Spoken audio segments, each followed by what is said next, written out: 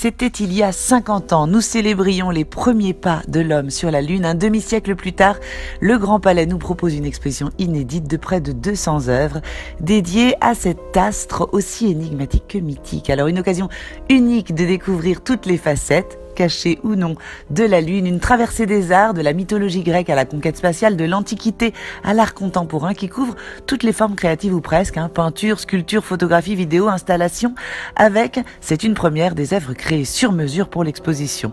Alors parmi les grands noms que l'on croisera dans ce voyage lunaire, Chagall, Man Ray, Miro, Rodin ou Vallotton, ici vous serez invité d'entrée de jeu à revivre les premiers instants de l'expédition Apollo 11, touchant du doigt ou presque les objets historiques de la mission. Nous sommes le 21 juillet 1969, nous sommes face au matériel de l'époque, casques, gants, appareils photo, échantillons de roches lunaires, une expérience déjà très émouvante. Mais on a souvent oublié qu'avant de fouler du pied l'astre sœur de notre planète, eh bien son image était sombre, presque inquiétante. La Lune a longtemps été fantasmée et observée de loin, évidemment, infusant tous nos mythes. Chez les peintres de la fin du siècle des Lumières, c'est ce qu'on va découvrir ici, son éclat blafard nocturne annonce la venue des fantômes, des cauchemars, de la mélancolie, une immersion libre dans la beauté, le rêve et l'imaginaire. On pense alors immédiatement à Marc Chagall qui préfère la facette mystérieuse et poétique de l'astre luisant doucement la nuit, comme ici avec ses amoureux bercés par sa douce lumière bleue. La Lune, eh bien c'est aussi l'allégorie de la femme, souvent qualifiée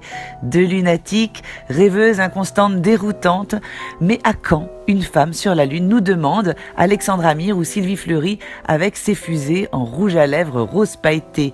Yinka Shonibar, quant à lui, eh bien revendique avec son œuvre intitulée Spacewalk, datée de 2002, et ses cosmonautes vêtus de combinaisons en wax aux couleurs chaudes, eh bien la part que l'homme africain pourrait jouer dans la conquête spatiale. On nous parle de croyances religieuses ici, de mythes, de légendes, d'astres sacrés aux pouvoirs étranges. On nous parle d'avancées scientifiques aussi, de la lunette astronomique de Galilée en 1609 à nos modélisations ultra précises d'aujourd'hui. Pourquoi le ciel y est-il toujours noir sur cette Lune? Pourquoi le drapeau américain planté par Neil Armstrong flotte alors qu'il n'y a pas d'atmosphère sur la Lune? Ou encore, d'où viennent les nombreux reliefs à sa surface? Pourquoi, alors que la Terre tourne, ne voit-on partout dans le monde qu'une seule et unique face de la Lune? Autant de questions et de mystères sur l'astre Sélène, peut-être trop d'ailleurs, auxquels tentent de répondre les artistes de cette exposition.